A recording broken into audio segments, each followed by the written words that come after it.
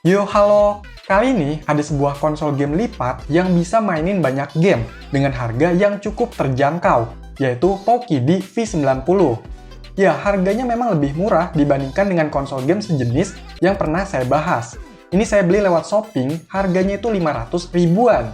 Nah, dengan harga segitu, dapetnya kayak gimana ya? Oke, nggak usah dilamain, langsung aja di unboxing. Di dalamnya, pertama ada kertas pemberitahuan, yang intinya kalau mau dimatiin, itu harus dari menu shutdown. Jangan langsung dari tombol power, nanti bisa merusak sistemnya. Oke, ntar dicoba ya. Lanjut, ada unit konsol gamenya, ditaruh dulu. Dapat kabel, ini buat ngecharge, udah USB Type-C ya. Dalamnya warna ungu kayak gini, jadi inget Retroid Pocket 2 Plus ya. Terus dapat kertas panduannya, yang berbahasa Cina dan Inggris. Udah, nggak ada apa-apa lagi. Jadi itulah isi box dari Pokidi V90. Lanjut, cek unitnya. Seger banget nih. Saya pilih yang warna kuning ya, biar cerah dan ceria. Nah, untuk modelnya kayak gini. Di bagian depannya ada tulisan Pokidi, di sisi kanannya ada switch power, ini ada slot microSD yang ditutupin segel, terus di sisi bawahnya ada lubang jack audio dan USB Type-C. Di sisi kirinya ada knop pengatur volume, terus di sisi atasnya ada tombol L1, L2, dan R1, R2, sama lubang untuk gantungan. Kalau untuk di bagian belakangnya, ada tempat untuk baterai yang tipenya BL5C berkapasitas 1020 mAh. Nah, kalau dibuka, di sini ada layar 3 inch, terus ada tombol D-pad, menu, Star Select, XYAB, dan 2 lubang speaker. Oke, coba dinyalain, semoga bisa nyala. Yes, nyala!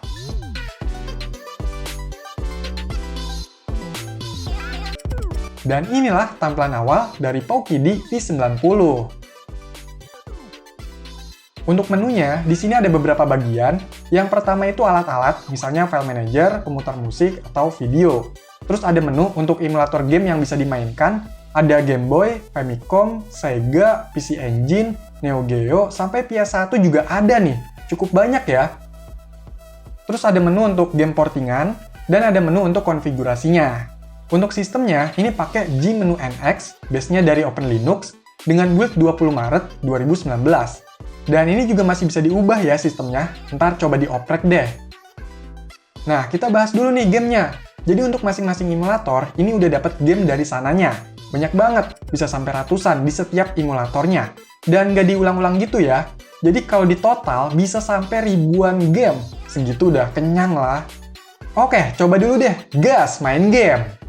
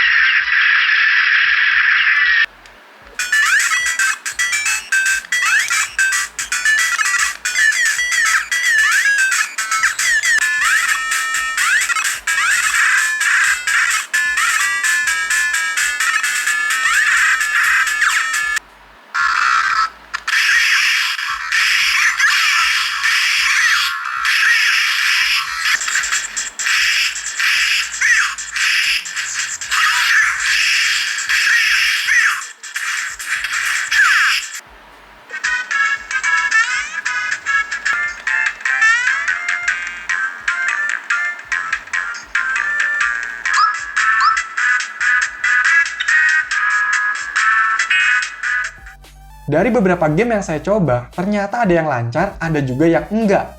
Misalnya kayak game yang dari Super Famicom dan game PS1. Ya kalau PS1 mungkin agak masuk akal karena speknya yang cukup terbatas. Tapi untuk Super Famicom kayaknya agak janggal. Ya memang dari beberapa infonya, ini karena sistemnya yang kurang baik performanya. Dan ada juga yang bilang macOS di bawaan itu kualitasnya jelek. Kalau ngomongin sistem, sebenarnya dari fitur ya standar sih, bisa buat save dan load state gamenya. mapping tombol, atau utak-atik segala macam. Dan di setiap jenis game itu, emulatornya beda-beda ya, jadi punya settingan dan tampilannya masing-masing. Untuk munculin menu pas lagi main game, itu bisa tekan tombol menu. Dan kalau mau keluar, tinggal pilih exit atau quit aja. Tapi kadang ada juga yang buat munculin menunya itu pencet tombol select dan start. Untuk gamenya ini masih bisa ditambah atau diganti ya, cuma harus lepas segel ini. Soalnya masukin gamenya itu ke microSD, pakai card reader, terus sambungin ke PC, dan tinggal copy paste aja file gamenya ke partisi Ki90 folder ROMs. Dan sesuaikan aja sama jenis konsol dari gamenya. Misalnya Game Boy Advance berarti ke folder GBA. By the way, untuk microSD-nya ini berkapasitas 16 GB dan udah hampir full ya. Jujur aja, untuk tampilan UI-nya ini menurut saya kurang begitu menarik, walaupun bisa gonta-ganti skin.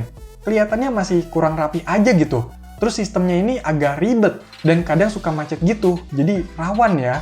Terus kalau mau matiin, itu harus lewat menu shutdown ini, baru ke switch powernya. Kalau langsung matiin dari switch power, itu bisa-bisa boot loop, alias mentok, nggak bisa masuk ke menu. Dan solusinya bisa dengan lepas terus pasang lagi micro SD-nya. Sedangkan ada segel di microSD itu. Jadi mau nggak mau kan nanti hangusin garansi. Ya, sebenarnya sih garansinya juga kurang jelas ya, nggak resmi. Ya oke lah kalau dengan lepas pasang microSD jadi normal lagi. Kalau enggak, ya terpaksa harus install ulang firmware-nya. Kalau udah kayak gitu, mending sekalian aja ganti microSD dan sistem firmware-nya. Ya, sebenarnya sebelum bermasalah langsung aja deh diganti. Nah, untuk PokeD V90 ini ada custom firmware ya, namanya Mio CFW. Kalau mau pakai firmware ini, kita harus backup dulu gamenya atau folder ROMs dari microSD yang lama. Kalau udah, baru bisa eksekusi. Ini udah ada bahan-bahannya, tinggal download dan install aja. Untuk linknya bisa cek di deskripsi. Terus di microSD yang baru, diformat dulu jadi FAT32. Habis itu pakai Win32 Disk Imager buat write file firmware-nya. Kalau udah, tinggal extend aja ukuran partisi main, pakai partition wizard. Ini kan cuma kebaca 1 gigaan ya, tinggal tambahin aja dari sisa yang nggak kepake, dan apply. Nah, baru deh pindahin lagi tuh game-game yang di backup tadi ke partisi main folder ROMs. Kalau udah, tinggal pasang aja microSD-nya dan nyalain. Untuk hasilnya, pakai custom firmware ini memang tampilannya jadi lebih menarik. Terus banyak tambahan emulator, dan ada peningkatan performa ketika main gamenya. Tapi memang kalau untuk main game PS1 masih kewalahan ya. Selain itu, kita juga bisa pakai RetroArch dan beberapa aplikasi homebrew lainnya. Pokoknya jadi lebih enak lah kalau pakai custom firmware ini dibandingkan sistem bawaannya.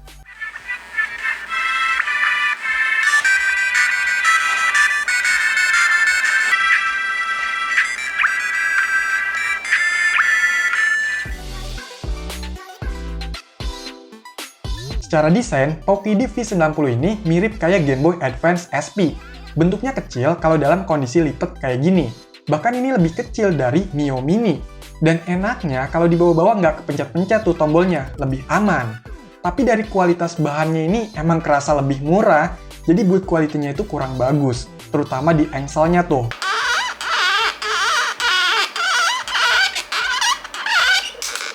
By the way, di unit saya ini juga pas baru beli udah kena dead pixel di layarnya. Sayang banget. Untuk feel genggamnya, ya konsol game mini kayak gini emang kurang nyaman. Apalagi kalau tangannya besar. Sebenarnya untuk tombolnya ini udah lumayan enak, empuk, dan nggak kecil-kecil banget. Kalau untuk layarnya ini cukup aja sesuai dengan harga. Tapi kalau mau dibilang kurangnya itu ya warnanya agak kurang pekat dan resolusinya kurang tajam. Ya mau gimana lagi? Tapi kalau untuk speakernya emang beneran kurang bagus. Walaupun stereo itu suaranya jelek ya, cempreng. Sedangkan untuk baterainya, ini pemakaian saya dalam bermain game bisa dapat sekitar 3 jam. Dan ngecharge-nya pakai adaptor 5 watt bisa sekitar 2 jam. Nah, karena dia pakai baterai BL5C yang biasa ada di handphone-handphone Nokia, jadi enak nih kalau mau ganti atau buat cadangan. Soalnya baterainya ini kan masih banyak yang jual dan harganya murah. PokeD V90 ini bisa jadi sebuah konsol retro gaming alternatif ala-ala Game Boy Advance SP, tapi dengan berbagai macam fitur dan kemampuan lebih banyak menjalankan jenis gamenya. Sebenarnya, kalau cari konsol game lipat yang nggak harus kondisi baru dan harganya nggak jauh beda bahkan lebih murah, bisa pilih Nintendo DS. Karena dari fiturnya itu nggak jauh beda, bisa buat mainin banyak game retro juga, bahkan game Nintendo DS-nya. Tapi ya masing-masing orang punya pilihan dan kebutuhan. Yang pasti ada harga, ada rupa. Dan memang ada beberapa hal yang perlu diperhatikan juga kalau mau beli POWKIDI V90 ini, khususnya untuk build quality dan optimalisasi sistemnya. Oke, jadi itulah konsol game lipat POWKIDI V90. Silahkan di like, share, dan subscribe channel ini. Terima kasih.